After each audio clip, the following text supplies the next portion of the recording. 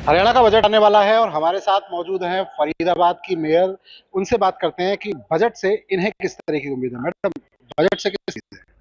सर्वप्रथम तो मैं माननीय हमारे मुख्यमंत्री नायब सिंह से आभार व्यक्त करती हूँ कि उन्होंने पूरे शहर हरियाणा में प्री बजट मीटिंग्स रखी, सभी कार्यकर्ताओं से सुझाव लिए और जगह जगह काउंसलर्स को, मेयर्स को, चेयरपर्सन्स को, नगर पालिका के सदस्यों को, सभी को बुलाकर एक प्री बजट के लिए एक भूमिका तैयार की और सभी जितने भी मुद्दे थे उनको प्रॉपर नोट किया गया। न सिर्फ नोट किया गया बल्कि उन सुझावों के लिए उन्होंने ये भी बोला कि जिन जिन सुझावों को हम रखेंगे उसको विधानसभा में उनको बुलाया भी जाएगा, उनके समक्ष उन विषयों को रखा जाएगा। कुछ विषय मैंने भी रखे थे उसमें और मैं अपना सौभाग्य मानती हूँ कि कल उन्होंने ये अनाउंस भी किया। एक हमारी महिला मोर्चा की गुरुग्राम से बहन के रोते हुए फ़ोन आया था कि उनके पति को नशे की आदत है, तो मैंने कहा नशा मुक्ति केंद्र है हर शहर के अंदर, आप वहाँ कराइए। कहती कि नहीं, फ्री में होने चाहिए क्योंकि परिवार कंगाल हो जाता है जब एक व्यक्ति बिस्तर पर आ जाता है। तो इसके लिए माननीय मुख्यमंत्री जी का आभार व्यक्त करती हूँ कि उन्होंने कल इस चीज़ को अनाउंस किया कि हर सिविल हॉस्पिटल के अंदर 10 बेड नशा मुक्ति के जो मरीज होंगे उनके लिए बनाए जाएंगे कि फ्री ऑफ कॉस्ट उनका इलाज किया जाएगा।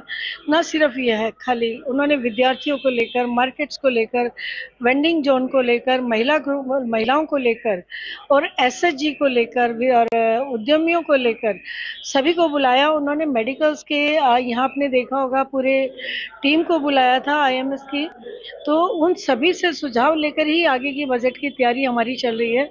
इस जो पहल के लिए हमारे माननीय मुख्यमंत्री जी का आभार व्यक्त करती हूँ कि उन्होंने एक एक व्यक्ति का, एक एक नागरिक का ध्यान रखते हुए इस बजट की तैयारी शुरू करनी है। उम्मीदें किस तरीके की हैं कि जब ये बजट आएगा, तैयारी तो पूरी कर ली, लेकिन जब बजट आएगा तो हरियाणा की जनता को क्या मिलेगा?